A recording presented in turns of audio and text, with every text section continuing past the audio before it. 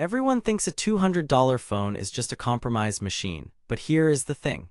The OUKITEL P1 Pro brings two features budget phones almost never do: an under-display fingerprint scanner and a 120Hz AMOLED at $209.99. Sounds wild, right? The surprise is that the spec sheet is not the story. After 10 days of real-world testing, daily driving on T-Mobile, camera comparisons, battery drain cycles, gaming, and a few travel days, I found one standout reason to buy it and two reasons you absolutely should not if you live in the US. The dynamic island is not the headline, the network compatibility is, and the biggest question, does it actually feel like a flagship where it counts? Before we dive into what I discovered, quick heads up. If you are already convinced and want the best price, the Amazon link is below. But stick around, because what I found with performance, cameras, and carrier support might save you a return label. So why did I even try this? I needed a sub-$250 backup phone for travel and content, something I could toss in a bag, shoot quick product B-roll with, and not worry about killing by 3 p.m. My last budget backup had a muddy LCD, a laggy side fingerprint reader, battery claims that crumbled under 120Hz, and cameras that turned night shots into watercolor. I was skeptical. The P1 Pro promised a 6.7-inch FHD Plus AMOLED at 120Hz, a 50MP main camera, a 32MP selfie, a 5150mAh battery with 18W charging, Android 15, 256GB storage with microSD up to 2TB, and that under-display fingerprint at this price. It even shows off a dynamic island-style status pill. Sounds like marketing bingo, right? I went in expecting at least two of those to disappoint. First test, display, biometrics, and day-to-day feel. The 6.7-inch AMOLED at 1080x2412 with 120Hz actually looks clean. Scrolling through socials, maps, and the Amazon app feels legitimately flagship smooth. Colors lean punchy out of the box. I dialed them to a more natural profile. Outdoors, it is usable, but not the brightest. You will shade the screen at noon.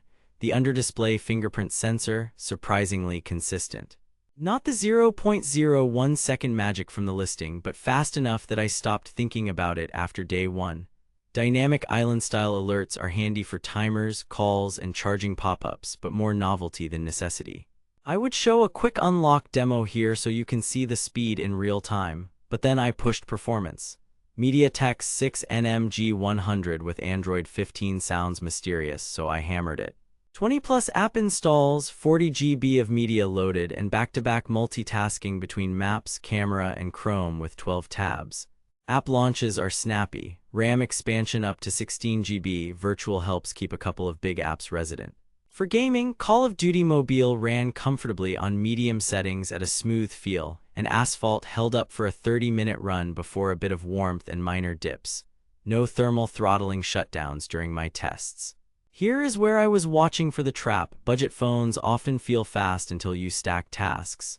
On the P1 Pro, Android 15's resource management actually kept the experience stable, but then the battery test. With 120Hz enabled mixed-use camera, social, 2 hours video streaming, 1 hour maps, I consistently hit a full day and a half. My screen-on time averaged around a solid workday's worth before needing a top-up. The 5150mAh cell is legit. Charging at 18W is not fast by 2026 standards, around 2.5 hours from near dead to full in my runs. Reverse charging via OTG worked for topping off earbuds.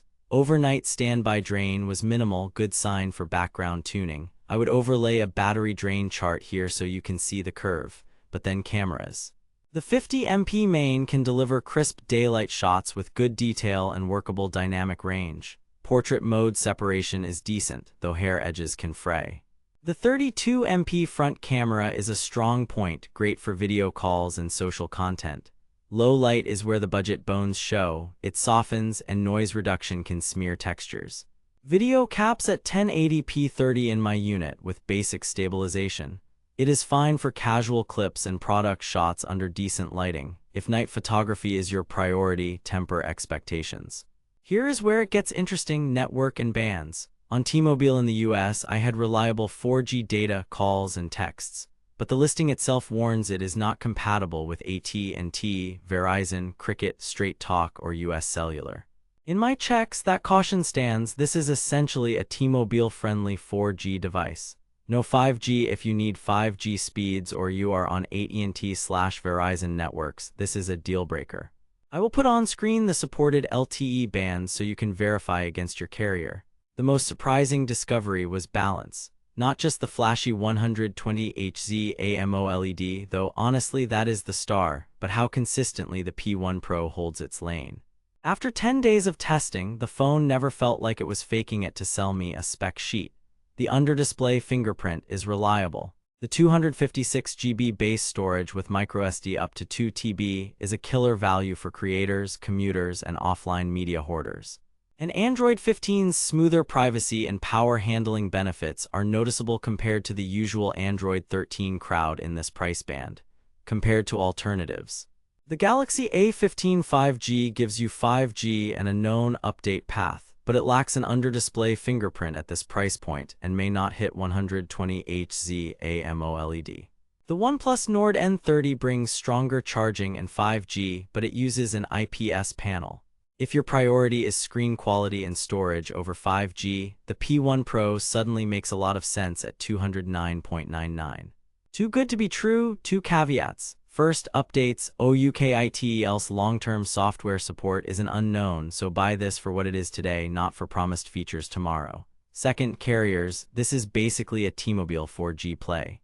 One more note, the Amazon rating is sitting around 4.8 stars as of filming, strong early reception, but always dig into recent reviews.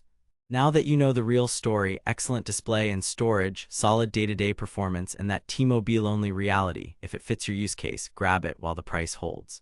I will leave the best current deal in the description, and if you get it, I will share my best settings at the end of this week. Bottom line.